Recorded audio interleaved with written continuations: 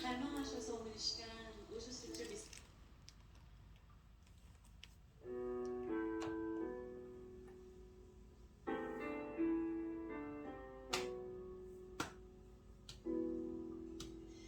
이 세상에 근심된 일이 많고 참 평안을 몰랐구나. 내 주 예수 나오라 부르시니 곧 평안히 쉬리로다.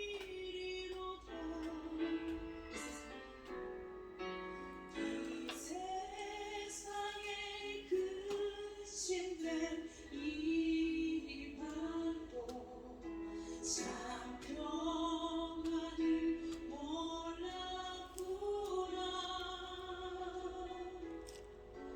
내 주 예수 나오라 부르시니 곧 평안히 쉬리로다.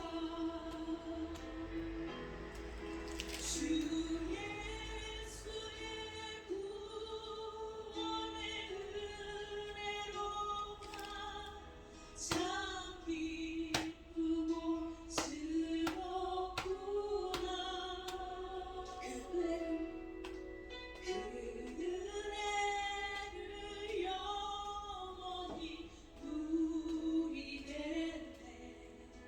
곧 평안히 쉬리로다.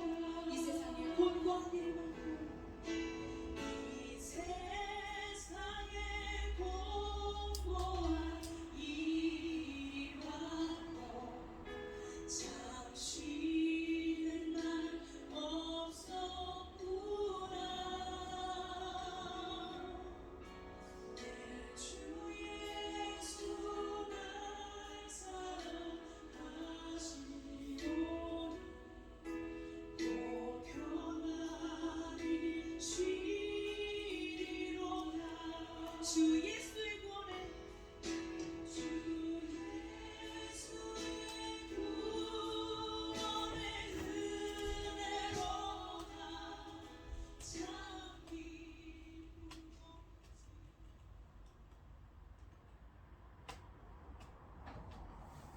6월 5일 3일밤 예배를 시작하도록 하겠습니다. 땅과 거기에 충만한 것과 세계와 그 가운데에 사는 자들은 다 여호와의 것이로다. 여호와께서 그 터를 바다 위에 세우시며 강물 위에 건설하셨도다. 여호와의 산에 오를 자가 누구며 그의 거룩한 곳에 설 자가 누구인가? 곧 손이 깨끗하며 마음이 청결하며 뜻을 허탄한 데 두지 아니하며 거짓 맹세하지 아니하는 자로다. 그는 여호와께 복을 받고 구원의 하나님께 의를 얻으리니 이는 여호와를 찾는 족속이요 야곱의 하나님의 얼굴을 구하는 자로다. 아멘. 저희들을 창세전에 택정하시고 여기까지 이끌어주신 주님 감사합니다. 오늘 예배 가운데 함께하여 주시옵시고 이 예배가 신령과 진정으로 드려지는 예배가 되게 하여 주시옵소서. 이 모든 말씀 거룩하신 예수님 이름으로 기도합니다. 아멘. 찬송가 사도신경 하심으로 신앙 고백하시겠습니다. 전능하사 천지를 만드신 하나님 아버지를 내가 믿사오며 그 외아들 우리 주 예수 그리스도를 믿사오니 이는 성령으로 잉태하사 동정녀 마리아에게 나시고 본디오 빌라도에게 고난을 받으사 십자가에 못 박혀 죽으시고 장사한 지 사흘 만에 죽은 자 가운데서 다시 살아나시며 하늘에 오르사 전능하신 하나님 우편에 앉아 계시다가 저리로서 산 자와 죽은 자를 심판하러 오시리라. 성령을 믿사오며 거룩한 공예와 성도가 서로 교통하는 것과 죄를 사하여 주시는 것과 몸이 다시 사는 것과 영원히 사는 것을 믿사옵나이다. 아멘. 찬송 286장입니다.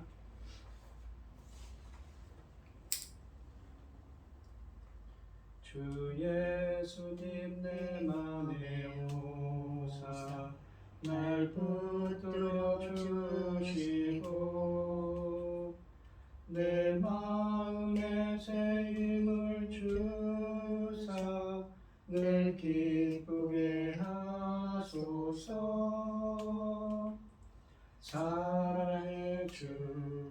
사랑의 주 내 마음속에 찾아오사 내 모든 죄 사하시고 내 상한 맘 고치소서. 주 예수님 내 맘에 오사 내 소원 하시고 내 무거운 짐 맡아주사 참 평안을 주소서. 사랑의 주 사랑의 주 내 마음속에 찾아오사 내 모든 죄 사하시고 내 상한 맘 고치소서. 주 예수님 내 맘에 오사 날 정결케 하시고 그 은혜를 내 맘에 채워 늘 충만케 하소서. 사랑의 주 사랑의 주 내 마음속에 찾아오사 내 모든 죄 사하시고 내 상한 맘 고치소서. 주 예수님 내 맘에 오사 내 길 인도하시고 주 성령을 내 맘에 채워 늘 충만케 하소서. 사랑의 주 사랑의 주 내 마음속에 찾아오사 내 모든 죄 사하시고 내 상한 맘 고치소서. 아멘. 오늘 함께 하실 하나님의 말씀은 이사야서 34장 1절로 8절까지 말씀입니다. 1절부터 8절까지만 하겠습니다. 교독을 하겠습니다. 제가 먼저 읽겠습니다. 열국이여 너희는 나와 들을지어다. 민족들이여 귀를 기울일지어다. 땅과 땅에 충만한 것 세계와 세계에서 나는 모든 것들이여 들을지어다. 대저 여호와께서 열방을 향하여 진노하시며 그들의 만군을 향하여 분내사 그들을 진멸하시며 살육당하게 하셨은즉 그 살육당한 자는 내던진 바 되며 그 사체의 악취가 솟아오르고 그 피에 산들이 녹을 것이며 하늘의 만상이 사라지고 하늘들이 두루마리같이 말리되 그 만상의 쇠잔함이 포도나무 잎이 마름 같고 무화과 나무 잎이 마름 같으리라. 여호와의 칼이 하늘에서 족하게 마셨은즉 보라 이것이 에돔 위에 내리며 진멸하시기로 한 백성 위에 내려 그를 심판할 것이라. 여호와의 칼이 피 곧 어린 양과 염소 피에 만족하고 기름 곧 순양의 콩팥 기름으로 윤택하니 이는 여호와를 위한 희생이 보스라에 있고 큰 사력이 에돔 땅에 있음이라. 들소와 송아지와 숫소가 함께 도살장에 내려가니 그들의 땅이 피에 취하여 흙이 기름으로 윤택하리라. 이것은 여호와께서 보복하시는 날이요 시온의 송사를 위하여 신원하시는 해라. 아멘. 아멘. 기도하겠습니다. 보라 아버지께서 어떠한 사랑을 우리에게 베푸사 하나님의 자녀라 일컬음을 받게 하셨는가. 전지 만물을 지으신 전능하신 하나님 아버지, 어리석고 부할 것 없는 저희를 자녀 삼으시고 아버지의 사랑 가운데 살아가게 하심을 감사드립니다. 세상은 온갖 일로 어지럽고 복잡하고 소란스러울지라도 아버지 하나님 이 시간 예배 드릴 수 있도록 인도하시니 참으로 감사드립니다.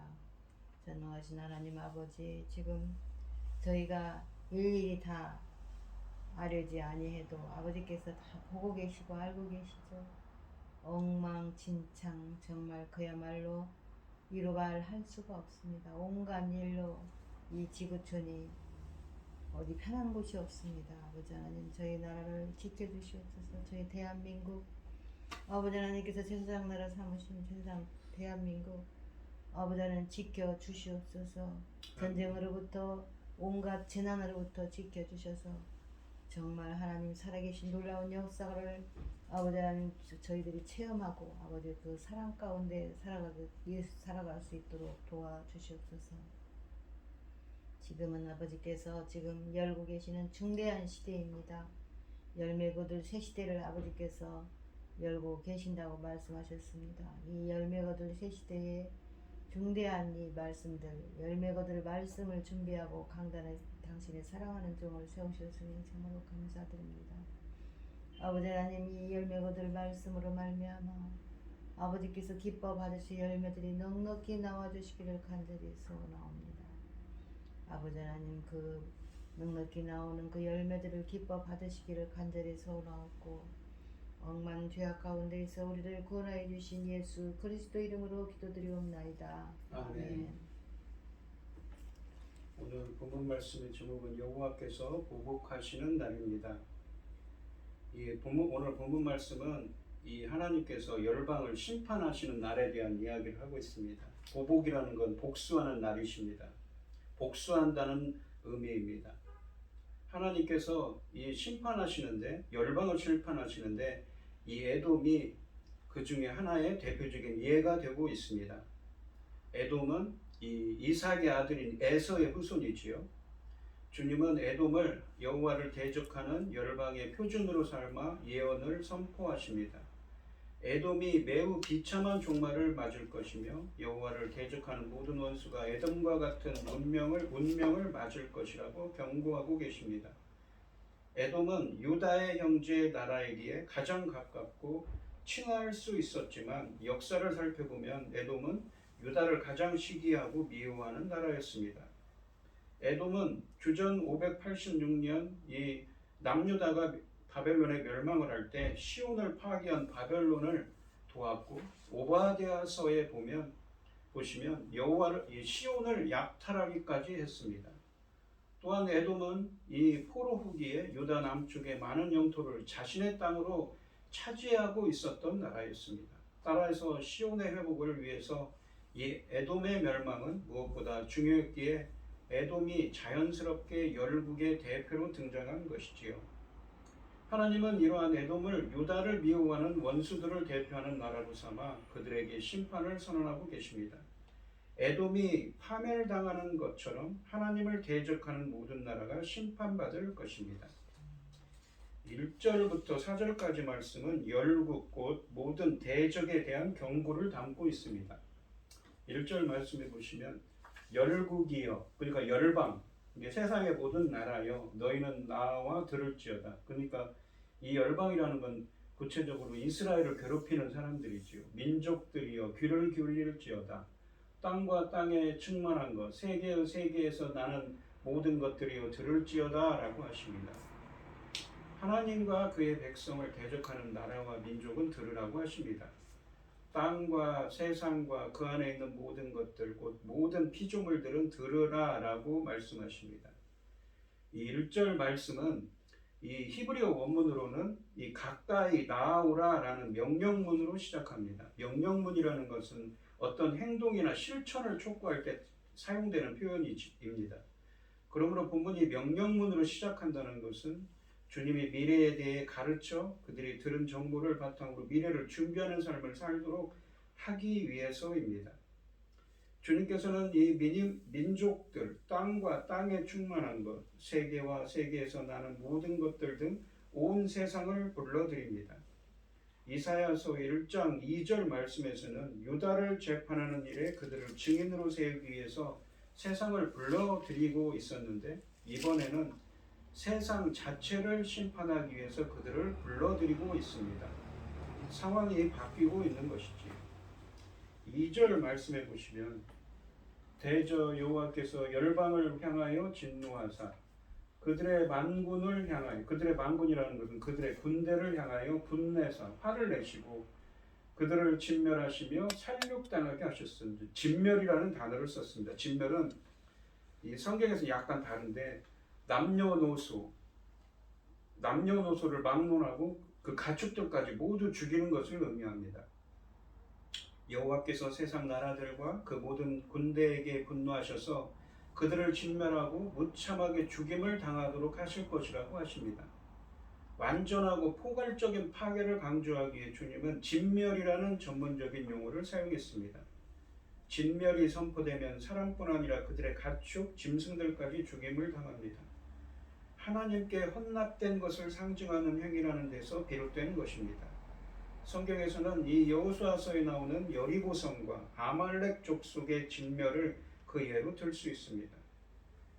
진멸도 감당하기 힘든데 그들에게 아주 수치스러운 일까지 임합니다. 시체들이 그대로 버려져 썩어가는 것이 이 3절부터 나타나게 됩니다.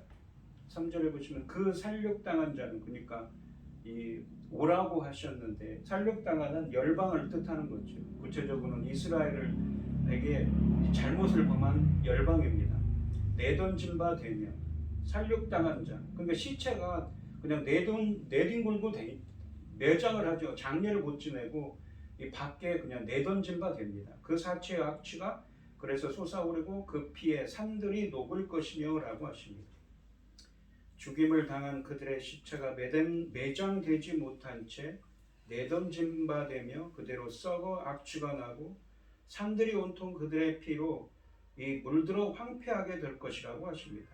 내던진 바 된다라는 표현은 시체를 매장할 수 없을 만큼 그 숫자가 많다는 것을 의미합니다. 이처럼 시체를 방치하는 것은 수치와 모욕을 의미합니다. 마지막 절에 보시면 산들이 녹을 것이며 라고 하시는데 이 말은 히브리어로 산들이 녹다 혹은 산들이 황폐하게 된다는 의미입니다. 그러니까 여기서는 산들이 황폐하게 된다는 것입니다. 오늘날에도 시체는 부패하지 않도록 가급적 빨리 처리해야 합니다. 그러므로 망자에 대해 각별한 예우를 갖추었던 고대 근동 문화권에서 이 말씀은 심판만큼이나 혹독한 것으로 여겨졌을 것입니다. 그들은 사람이 당할 수 있는 가장 큰 수모는 이 제대로 치러지는 장례의 주인공이 되지 못하는 것이라고 생각했기 때문입니다. 이 2절과 3절 말씀에서 하나님이 먼저 세상을 심판하시니 세상의 모든 사람이 전멸당하다시피 합니다. 구체적으로는 모든 사람들 중에 이스라엘에게 악을 행한 자들이겠죠. 4절 말씀을 보시면 하늘의 만상이라는 건 해, 달, 별 등 천체들을 의미합니다. 사라지고 하늘들이 두루마리 같이 말리되 그 만상이라는 해달별의 쇠자나무 포도나무 잎이 마른 것 같고 무화과나무 잎이 마른 것 같으리라 라고 하십니다. 그때 하늘의 만상, 해와 달과 별 등 모든 천체들이 사라지고 하늘이 두루마리처럼 말리되 만상, 그러니까 하늘의 모든 해와 달과 별이 포도나무 잎이 마름 같고 무화과나무 잎이 마름 같을 것이라고 하십니다. 총체적이고 범우주적인 심판이 임한다는 것입니다. 하늘의 모든 것이 심판을 받습니다. 세상을 창조하신 하나님이 세상을 창조 전에 상황으로 되돌리십니다. 세상은 변해도 결코 하늘과 거기에 있는 행성들만큼은 변하지 않을 것이라고 생각했던 사람들에게는 이 또한 충격적인 선언이었습니다. 게다가 고대 근동 사람들은 이 하늘의 행성들과 별들을 신으로 숭배했던 사람들이었습니다. 그러므로 본문은 이방 종교들의 허구성을 드러내는 격렬한 비판이기도 합니다. 주님은 해와 달과 별 등 고대 근동 사람들이 신으로 숭배했던 것들을 마른 나무 잎처럼 비틀어지며 말라가는 모습으로 또한 묘사하고 계십니다. 사람들은 풍요를 바라며 이것들을 신으로 숭배했는데 정작 이것들에게는 자신을 지킬 만한 능력도 없습니다. 우상 숭배자들이 자신들의 신이 허무하게 무너져 내리는 것을 목격한 것이지요. 세상에는 오직 한 분의 신이 있을 뿐입니다. 바로 여호와이십니다. 이 본문은 또한 열국 심판으로 인해 창조 질서가 함께 무너질 것을 예고합니다. 4절 말씀해 보시면 하늘들이 두루마리 같이 말린다고 했습니다. 하늘들이라고 되어 있는데 하늘이라고 하는데 하늘이 복수로 되어 있습니다. 우리가 고린도후서에 보면 삼층천이라는 사도 바울이 삼층천이라는 말을 했지요. 하늘의 만상이 해달별이 사라지고 하늘들이 두루마리 같이 말리되라고 말씀하십니다. 이사야서 40장 22절에 보시면 그는 둥근 땅 위에 앉으시나니 누구냐면 그가 누구냐면 하나님이시죠. 땅에 사는 사람들은 메뚜기 같으니라. 그가 하늘을 차일같이 펴셨으며 하늘을 차일같이 펴셨다고 합니다. 양탄자같이 거주할 천막같이 치셨고 하늘을 치셨다고 합니다. 태초에 하나님이 하늘을 차일같이 치셨으며 거주할 천막같이 치셨다라고 말씀하시기 때문에 하늘이 다시 말린다는 것은 창조 질서의 전복을 의미합니다. 이 에돔 심판으로 대변되는 이 열국 심판이 창조 질서의 전복을 동반한다는 사실은 우리가 창세기에 보시면 노아 홍수에서 알 수 있듯이 인간의 죄가 창조 질서의 파괴로 이어지는 것과 같은 원리라고 볼 수가 있습니다. 그리고 5절부터 8절을 보시면 이 주님이 온 세상에 임할 심판에 대해 1절부터 4절까지 말씀에서 언급한 후에 5절부터 8절까지 말씀에서는 앞으로 온 열방에 임할 하나님의 심판이 어느 정도일 것인가에 대해 에돔을 하나의 예로 들어 묘사하고 계십니다. 즉 본문은 에돔에만 제한된 것이 아니라 온 세상을 상대로 선포되는 것입니다. 5절에 보시면 여호와의 칼이 하늘에서 족하게 마셨음즉 칼이 마셨다고 합니다. 족하게, 만족하게. 그러니까 의인화한 것이지요. 이 마신다는 표현을 썼는데 의인화해서 표현합니다. 보라 이것이 에돔 위에 내리며 진멸하시기로 칼이 내린 것이죠. 그러니까 칼이 피를 마셨다고 의인화해서 표현한 겁니다. 한 백성 위에 내려 그를 심판할 것이라. 이 여호와의 칼이 하늘에서 족하게 마셨은즉 보라 이것이 에돔 위에 내리며 진멸하시기로 한 백성 위에 내려 그를 심판할 것이다 라고 하십니다. 5절과 6절 말씀에서 여호와의 칼이 의인화되어 표현되고 있습니다. 마치 사람처럼 표현한 것이죠. 마신다고 표현했기 때문이죠. 이러한 표현은 신명기 33장 29절에도 있고 예레미야서 50장 35절로 38절에서 나와 있는데 여호와의 칼은 이 이스라엘의 대적들을 심판하여 족하게 마시고 피에 만족하게 된다라고 의인화되어 표현되고 있습니다. 6절 말씀에서도 비슷하게 표현되어 있습니다. 피에 만족하게 된다고요. 여기서 특별히 에돔이 언급됩니다. 원래 에돔은 유다의 형제였습니다. 물론 에서의 자손들로서 에돔은 세상의 그 어느 민족보다 유다와 가깝다고 할 수 있지만 그들은 창세기에 펼쳐지고 있는 선조시대, 그러니까 창세기 25장 23절부터 구약시대의 마지막 책인 말라기서에까지 유다와 대립하는 존재로서 역할을 톡톡히 해왔습니다. 에돔이 이스라엘과 적이 된 것은 민수기 20장에 보시면 출애굽할 때 이스라엘이 이 60만 명이 넘는, 그러니까 약 200만 명이 넘는 사람들이 광야를 행진할 때 그 지방에 통과하기를 요청했지만 거절하면서부터였습니다. 근데 그 사람들이 이후에 에돔은 이스라엘과 계속해서 전쟁하는 관계가 됐고 성경은 항상 하나님 나라 백성의 원수고 경고의 대상으로 에돔을 등장시킵니다. 이 에서의 후손인 에돔은 유다와 친족 관계임에도 불구하고 유다를 괴롭혔고 예루살렘의 멸망을 기뻐했습니다. 뿐만 아니라 바벨론이 유다를 이 주전 586년에 유다를 쑥대밭으로 만들 때 그들을 도와 유다를 약탈하기도 했습니다. 유다 사람들은 바벨론으로 끌려가 포로로 생활하면서도 결코 이 일을 잊지 않았습니다. 그러니까 이 이사야서는 그냥 단순히 주전 약 701년경에 이 이사야 선지자가 그러니까 약 700년에서 740년 사이에 예언했다고 되어 있는데 그로부터 100년도 더 나중에 있을 586년에 이스라엘이 멸망하고 또한 먼 후에 이 온 우주적인 예수 그리스도를 통한 악인을 멸망한다는 선을 행하는 의인들은 구원을 받고 악인들은 멸망한다는 이미지, 그런 메시지를 담고 있는 본문입니다. 우리는 이 본문을 그렇게 해석해야 되겠지요. 그래서 유다의 원수의 대표자로 이 에돔이 묘사되고 있습니다. 6절에 보시면 여호와의 칼이 다시 나옵니다. 의인화돼서 피 곧 어린 양과 염소의 피에 만족하고 기름 곧 순양의 콩팥 기름으로 윤택하니 이는 여호와를 위한 희생이 보스라에 있고, 보스라는 에돔의 수도입니다. 큰 살육이 에돔 땅에 있습니다 라고 하십니다. 여호와의 칼이 피 곧 어린 양과 염소의 피에 만족하고 하시는데, 만족한다라는 말은 가득 차다, 충만하다는 말입니다. 여호와의 칼이 피 곧 어린 양과 염소의 피로 가득합니다. 그리고 기름 곧 순양의 콩팥 기름으로 윤택하다라는 말씀이 있는데, 윤택하다라는 말은 스스로 살찌게 하다는 의미입니다. 그래서 6절 말씀은 여호와의 칼이 어린 양이나 염소 등 희생 제물을 죽일 때처럼 마치 에돔 사람들의 피와 기름으로 흠뻑 젖을 것이라고 하십니다. 에돔에서 난공불락의 성으로 여겨졌던 보스라에서 많은 사람이 죽을 것이라고 또한 말씀하십니다. 이 5절 말씀처럼 6절에서도 여호와의 칼이 의인화되어 표현되고 있습니다. 여호와의 칼은 이스라엘의 대적들을 심판하여 족하게 마시고 피에 만족하게 된다라고 의인화되어 표현되고 있습니다. 7절에 보시면 들소와 송아지와 숫소가 함께, 그러니까 이것도 하나의 비유죠. 도살장에 내려갑니다. 에돔을 이렇게 표현합니다. 그들의 땅이 피에 취하며 흙이 기름으로 윤택하리라 라고 하십니다. 들소와 송아지와 숫소가 함께 도살장에 내려갑니다. 에돔의 각계각층의 사람들이 죽임을 당한다는 말입니다. 그로 인해 그 땅이 피로 물들고 있습니다.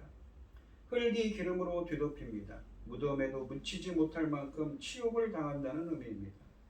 주님이 7절에서 언급하는 들소와 숫소는 매우 힘이 센 완전히 성장한 짐승들을 의미합니다.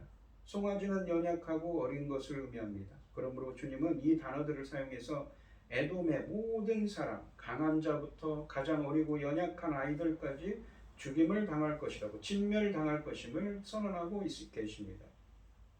두 가지의 상반된 이미지를 사용하여 에돔이 아무리 강할지라도 결코 하나님의 심판을 피할 수 없을 것이며, 5절 말씀처럼 하나님의 에돔 사람들을 하나도 남김없이 완전히 진멸하실 것임을 선언하는 것입니다. 그들의 땅이 피에 취하며 흙이 기름으로 윤택하리라 라고 하시는데, 취한다 라는 말은 5절에 족하게 마셨은즉과 같은 말이고, 이 족하게 마셨은즉, 취한다라는 말은 충만하다는 말입니다. 그 다음에 윤택하다라는 말은 히브리어로 살찌게 된다는 의미입니다. 여호와의 형벌이 너무 심해서 이 에돔의 땅이 온통 피와 기름으로 젖을 것임을 의미합니다. 5절부터 7절까지 말씀에서 에돔이 여러 차례 유다를 제물로 삼았지만 이제 하나님이 그들을 제물로 삼으신다는 표현으로 말씀하고 계십니다. 하나의 비유이지요. 여기서 주님이 사용하고 있는 이미지는 에돔 사람들이 전쟁을 통해 죽임을 당하는 것이 아니라 제물로 바쳐지는 짐승들처럼 죽게 될 것임을 묘사하고 있습니다. 제물로 바쳐질 짐승을 살육하는 여호와의 칼이 에돔을 치고 있기 때문이지요. 이처럼 하나님의 백성을 희생 제물로 삼은 자들이 이제는 희생 제물이 되어 그 대가를 치를 차례가 온 것입니다. 그러니까 이 이사야서에서는 주전 약 700년경에 이 예언을 하고 있습니다. 그러니까 100년도 더 후에 이스라엘은 멸망을 당해요. 그리고 70년간 바벨론에 포로가 있다가 다시 이 새로운 출애굽을 하게 됩니다. 포로로부터 귀환을 하죠. 그런 것까지 더 내다보고 있는 말씀들입니다. 그리고 이 신약 시대로 넘어오시면 오늘날 우리에게도 예수 그리스도를 통한 새로운 출애굽에 대한 이미지를 우리에게 주고 계십니다. 이 8절 말씀을 보시면 이것이 여호와께서 보복하시는 날이요, 여호와께서 복수하시는 날이요, 시온의 송사라는 건 다툼이지요. 다툼을 위하여 신원하시는 해라. 신원하신다는 것은 그것을 이때가 바로 여호와께서 복수하시는 날이고 시온을 구하여 주시고 대적을 파멸시키심으로 유다의 억울함을 풀어주시는 해 시기라고 합니다. 해라는 것은 이역, 우리가 몇 년 하듯이 하나의 시기를 의미합니다. 보수하다라는 말은 복수를 의미하고, 송사는 다툼을 의미하고, 신원하다는 것은 응징, 복수한다는 의미입니다. 유다를 미워하는 나라와 민족을 대표하는 에돔이 심판을 받는 이유는 시온 때문입니다. 그들은 시온을 괴롭혔습니다.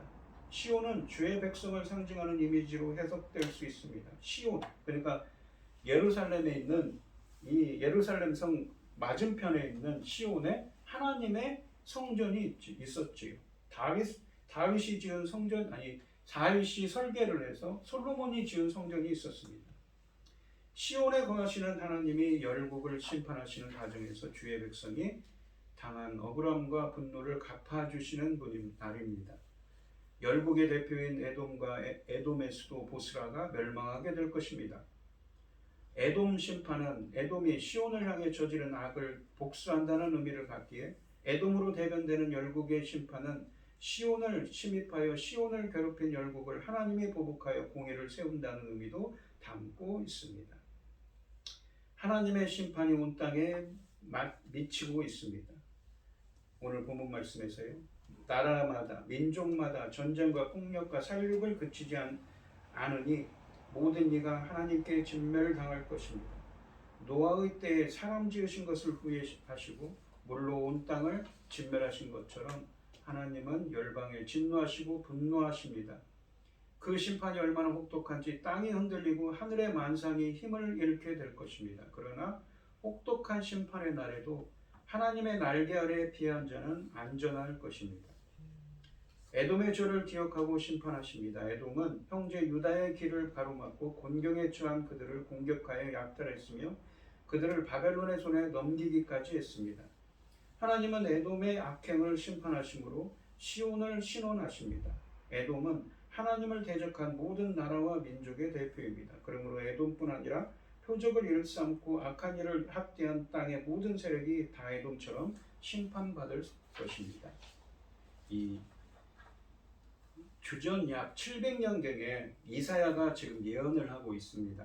그런데 이 시기에 어떤 일이 있었냐면, 유다가 지금, 그러니까 북이스라엘이 아수르에 멸망당한 지 얼마 되지 않았습니다. 한 20여 년밖에 안 됐죠. 722년이에요. 근데 아수르의 사내립이 이스라엘을, 이 남유다를 위협을 가했습니다. 그러니까 39장에 가시면 무슨 일이 있습니까? 히스기야 왕 때 사내립이 침입을 해서 이스라엘을 치려고 했지요. 그러한 위험 가운데 있었습니다. 그러한 위험 가운데 지금 이 본문 말씀을, 지금 지난주에서 했던 말씀에서도 그렇지만 그러한 시대적인 배경을 가지고 말씀하고 있는 것이지요. 그러한 배경 속에서 이스라엘에게 악을 행한 그러한 불의한 자들에게 심판의 말씀을 주시고 있는 것입니다.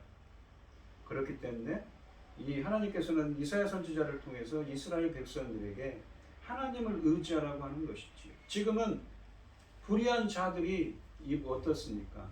의기양양해서 힘이 있고 승승장구하는 것처럼 보입니다. 그렇게 보여도 언젠가는 하나님은 공의의 하나님이기 때문에 그들의 행위를 낱낱이 기억하시고 그들을 심판하실 것입니다. 그러니까 우리 성도들은 어떻습니까? 조급하지 말고 묵묵히 하나님의 백성으로서 그 삶을 살아가야 하는 것입니다. 하나님의 말씀의 길로 걸어가야 하는 것이지요. 우리 성도님들께서도 우리가 사는 세상도 정말 만만치 않고 정말 불의한 자들이 판치는 공중 권세 잡은 자들이 이 역사하는 시기입니다. 하지만 불의한 권세가 승승장구하더라도 하나님의 백성들은 어떻습니까? 언젠가는 이 에돔을 보복하시는 그 하나님이 계시는 것처럼 하나님이 낱낱이 그 행위들을 기억하고 계시고 심판하실 것입니다. 하나님의 백성들은 묵묵히 하나님의 뜻을 따르고 하나님의 말씀의 길로 행해야 되겠습니다. 그러한 은혜가 함께 하시는 우리 성도님들이 되시기를 축원드리겠습니다. 기도하겠습니다. 하나님 아버지 감사합니다. 이스라엘은 남유다는 지금 어려움 가운데 있습니다. 아수르의 사내립이 침입하여서 이스라엘을 지금 위협하고 있습니다. 이스라엘은 그래서 남유다는 이집트에 가서 원병을 구원을 청하고 도움을 요청할까, 이렇게 해볼까 저렇게 해볼까 하는 와중에 있습니다. 하지만 하나님께서는 이사야 선지자를 통해서 말씀하십니다. 불의한 자들이 지금은 정말 잘 나가고 승승장구하는 것처럼 보이지만 언젠가는 이 에돔처럼 하나님의 심판을 받을 거라고 말씀하십니다. 그러니 저희들은 어떻게 해야겠습니까? 바로 그 하나님을, 공의의 하나님을 바라보고 묵묵히 하나님의 백성으로서 말씀의 길로 행하는 저희들이 되게 하여 주시옵소서. 인도하여 주시옵소서. 이 모든 말씀 거룩하신 예수님의 이름으로 기도드리옵나이다. 아멘. 찬송 545장입니다. 545장을 하시고 축도하심으로 오늘 예배를 마치겠습니다. 이 눈에 아무 증거 아니 되어도 믿음만을 가지고 손을 걸으며 이 귀에 아무 소리 아니 들려도 하나님의 약속 위에 서리라. 걸어가세 믿음 위에 서서 나가세 의심 버리고 걸어가세 믿음 위에 서서 눈과 귀에 아무 증거 없어도 네 눈이 보기에는 어떠하든지 이미 얻은 증거대로 늘 믿으며 이 맘에 의심 없이 살아갈 때에 우리 소원 주 안에서 이루리. 걸어가세 믿음 위에 서서 나가세 의심 버리고 걸어가세 믿음 위에 서서 눈과 귀에 아무 증거 없어도 주님의 거룩함을 두고 맹세함. 주 하나님 아버지는 참 미쁘다. 그 귀한 모든 약속 믿는 자에게 놓지 못할 무슨 일이 있을까. 걸어가세 믿음 위에 서서 나가세 의심 버리고 걸어가세 믿음 위에 서서 눈과 귀에 아무 증거 없어도. 아멘. 이제는 주 예수 그리스도의 은혜와 아버지 하나님의 극진하신 사랑과 성령의 교통하심이 주님의 공의의 심판의 손길을 구하는 기다리는 성도들 머리머리 위에 이제로부터 영원히 함께 있을지어다. 아멘.